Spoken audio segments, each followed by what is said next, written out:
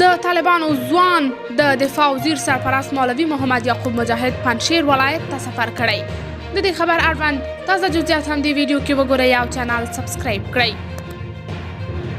د طالبانو ځوان د دفاع وزارت سرپرست مولوي محمد یعقوب مجاهد پنجشیر ولایت ته سفر کړی. د طالبانو د اعلامیې له مخې نوموړي په دغه ولایت کې د طالبانو له امنیتي مسؤلینو، قومي مخبرو او بېلابېلو برخو له استازو سره وکتل او هغوی ته یې ډاډ ورکړ چې هیڅ چاته به اجازه ورنه کړي چې امنیت ګډوډ کړي. طالبانو د نوموړي د ولسي کتنو او سفر عکسونه او ویډیوګانې نه دي شریکې کړي. ځایي سرچینو بیا پنجشیر ته د طالبانو د ډېرو ځواکونو د ورتلو او سختو جګړو د تیاري خبر ورکړی دی.